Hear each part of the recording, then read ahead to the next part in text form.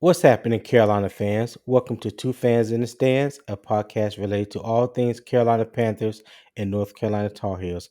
I'm your co-host Tony. And I'm your co-host CJ. Let's go.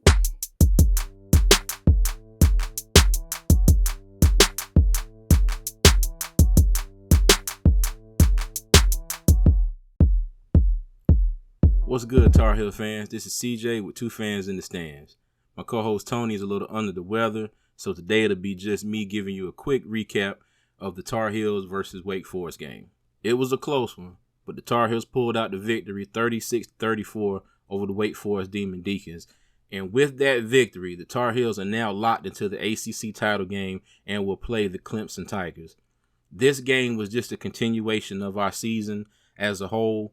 Offense hitting on all cylinders, sputtered a few times. Defense lacking a little bit, but they stepped up and they made plays at the necessary times. And that was lovely to see. Drake May, still Drake Mayin out there. He was 31 of 49 for 448 yards, 3 touchdowns. He was also our leading rusher, 19 attempts, 71 yards, and a touchdown. Elijah Green, 18 attempts, 66 yards, and a touchdown as well. Receiving, Josh Downs is still Josh Downs. He had 11 catches for 154 yards and 3 touchdowns. And you could see on several plays where he was visibly hurt. I think he had everything from a stomach issue to a thigh issue, something else. He went in the locker room at one point, came back out, and he was ready to go. So whatever they did for him, it definitely worked. But I am happy that, and I said this on our last episode, I'm happy that the Tar Heels played their way into the title game. I really didn't want them to back their way in and just say if they would have lost this game and Duke would have lost, then we would automatically been in. But I'm glad they went out there, and I'm glad they got this game on their own merit. There's still 2 games left in the season, one versus Georgia Tech and our end of the season clash with our in-state rivals, the Wolfpack of NC State. And what I hope the Tar Heels do not do is kind of take their foot off the gas and start looking forward to the ACC title game. I hope they realize that they do have 2 games left in this season, and that is valuable time, valuable experience for these players to get better prepared for that title game, because they are going to need it. Clemson is a different opponent, a lot different opponent, in my opinion, than anybody we have faced so far this season.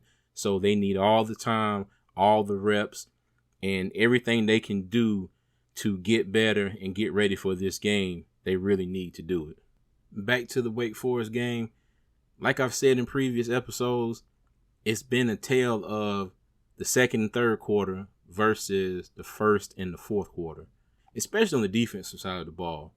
We outscored Wake 14-7 in the first quarter. But after Wake Forest got that initial touchdown, their offense started rolling. They got that zone mesh going, and then that led to decent runs for their running backs, but it also led to big plays, coming off that zone mesh. Sam Hartman got into a rhythm and was really hitting his guys down the field. And in the second and third quarter, Carolina's defense really did not have an answer for them whatsoever. But move on to the fourth quarter. Defense pitched a shutout. Wake Forest didn't score a single point in the fourth quarter. And big shout out to Cameron Kelly with the interception late in the game that let North Carolina drive down the field and get a field goal to put themselves ahead. So it was a good game. It was a good game. And the Tar Heels are, I believe, they're undefeated on the road this year. You call them the Road Warriors. And every single game has been decided by a field goal or less.